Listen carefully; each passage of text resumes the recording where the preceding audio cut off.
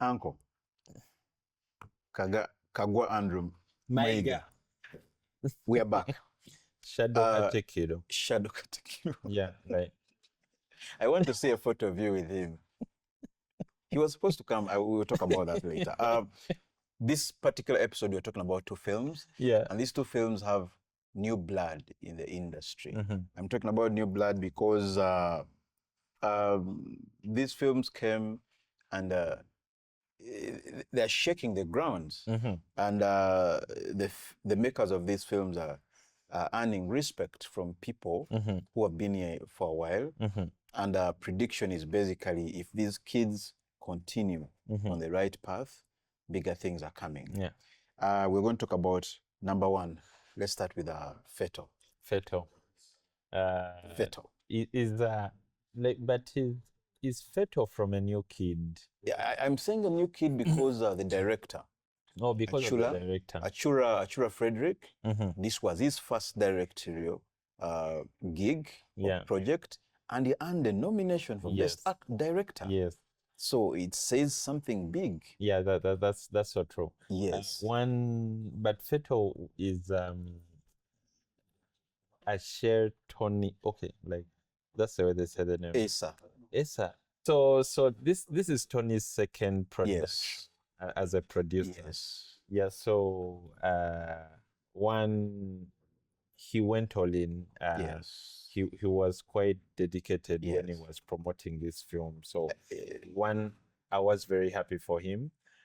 But even when this is his second production, I could say he's relatively a new kid. Yes. He is. As a producer. He is, yeah. His first film, which he did with Genevieve. Yes. What was the title? I think you're going to struggle. That's the thing. Yeah, That's the thing. That's why I'm trying to say, really, this is a big deal. This is a big deal. Because this one, anyone can remember. Like, you see, even when the nominations came in, everyone thought this was his first production. Yes. Yeah, but when he takes on the lead as this man who struggles with a disease, and all along he thought it was witchcraft. Yes. Story of from a land wrangle. Yeah, from a land wrangle. And then he technically loses friends, annoys everyone. Yes. And by the time he finds out he's this sick, it's already too late. Yes. I can say this is one of his best performances for the time I've seen him. Yeah. And it came at the right time because he's one of those actors who have been very unlucky, and very not unlucky that they do not get roles, but unlucky that bad roles usually happen to them. Someone said something about an actress I won't mention here, Uh-huh. that they are allowed to have bad roles and jobs. They take all the wrong things. So Yes. I understand what you're saying. He has had a lot of bad roles happen to him and bad directors happening to him. Okay. Now you're going to make us look for the list of his No, if I'm going to previous projects. Films he has So been that part of. we identify those directors. So identify the directors. You have set yourself up for failure, my friend. I had a friend who used to have that problem was a Ganza. Yes. Like, there was a time she had a streak of bad directors happening to her. Until I walked up to one of the directors and I was like, "Nayo fetch." You did. This industry needs you. We need that Kaggwa more often, my friend. Sometimes you decide to give up on us and we don't like it. Yeah, so I walked up to the director and I'm like, "Nayo fetch. Why did you do that to my friend?" And then the director said, Director Yalikawa. mention the name. It's Aaron Ziwa. Yes. Amazing person. Yes. Yes. But I think at times an act happens to you and you probably you don't know how to work with them. I think Angel's example is, I think what has happened to him for this particular project is going to result into many actors moving the direction of production, of producing. Yes. I think we have had that previously we had some actors who did that, but many of them, they did it the wrong way and they didn't last. Yeah. And him coming and picking a story and taking it on, he gets into partnerships which have worked. Yeah. And it has actually earned him about, 13, 12 nominations. It means if someone works the right way, instead of running around for after producers to get cast for upcoming projects, actors who can might end up doing the same thing. But you see, one of the things you need to applaud him for is the fact that when it comes to this film, he steps out. One, it shows you that he did not get into acting to just become famous, because like just the other time I was telling someone that there are 3 kinds of actors you face at an audition in Uganda. There is one who is there to get their big break in fame. They want to get on TV, and after getting on TV, they'll be famous. They will not need the film industry again. Then there is one who really loves acting, but probably they've not yet found out how it works. And then there is one who is trained. The trained actors are, those are like acting divas. Like they will come and see the directors and they're like, they wait. I'm not coming. And you're like, why? That one can't direct me. Can't direct me. Mention the names. They walk out. When to get these lists? Can I mention? You mention. No, you started this, my friend. Yeah. So the first group of actors who come in for fame usually are the guys that are coming from modeling. Yes. And Angel comes from modeling, but I think by doing this film, he has showed us that he's a different tilt of those actors. Yes. Most of the people that usually come from modeling want to do certain roles. They want to do roles cutie, that make them good look looking. good. Mushima came from modeling. Yeah. He's one of the few that have stayed longer. Well, he has been a role model for many models. Actually, I think he's one of the very first ones who came from that line. And after that, very many have come in, like some you listen to and you're like, just walk around, do not talk. I know what I know. Recently, I was casting for choices. I will not tell you names, but there are people who look very photogenic. Oh my God, you see them, you're like, I have a character for that person. Until you ask for physical meets, physical audition. You're like, you know what, we shall use your portrait. No, but I think that's the game changer. You can just cast. Okay, no. Yeah, don't say that. No. Just get it. No. But going back to Feto, Feto are under nomination for Best Feature Film, Best Costume, Best Production Design, Best Sound Design, Best Makeup, Best Post-Production / Editing, Best Director, Best Screenplay they didn't get, Best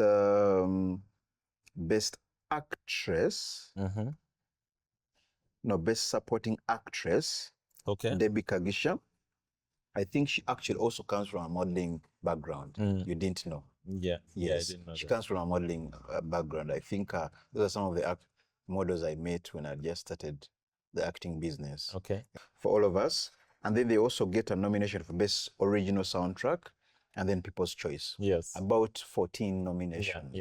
Which is a big thing. About 12, I think, 12, 13, which was a big thing. What do you have to say? They don't get a nomination for it. I know you love screenplays, and they didn't get that. First, one of those things that people do not actually even notice is we have the nomination for Best Soundtrack. Yes, that's a big thing. That's a big. I remember Kenneth Mugabe struggled so much. And he voiced this. He said, you know what, we need this, and I think it is here now. And the funny thing is that it comes and it's even hard to remember one outstanding soundtrack at this year's. No, I think Feto's soundtrack, I remember it because I heard it before. It was that boy called Doug. Doug is a he sings also an actor and a producer. So he has a song which is it sounds. You remember the song by Blair Kono and Karunji. Yeah. So it also sounds almost the same way. But this one is in I think Rutoro. It's a nice piece. Piece. Yes. So anyway, it's amazing. We have a category for best soundtrack, but when you look at Feto, like I think there are some awards Feto will be taking. Yes. One, I believe they did well with the makeup, cause the last film Tony had been part of, and I felt they did a bad job when they were casting, was I can't remember the title, but he was a husband to Doreen Mirembe. And yes, that is Samuel Saviour's. Yes, one of those. Forgotten the name. And like it did not make sense. Yes, yeah, true. I remember. Like where the other guy was the ex-husband who was coming there back was into a teenage daughter in the picture. Yes, and it did. Yes, I feel you. Sense. I feel you. Like I kept trying to understand if the story was going to address why this couple was a mismatch, and it didn't happen. I was told the story wasn't meant for me. Like when I asked these questions, the writer was like, the story wasn't meant for me. And I kept trying to find the people it was meant for, because then they would explain it to me. I didn't.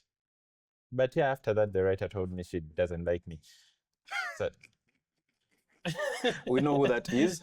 But moving forward, we're basically saying, I think this film... So like for this, I felt like he did not have to fit the part, but whoever did the makeup made sure he looked the part. Yes.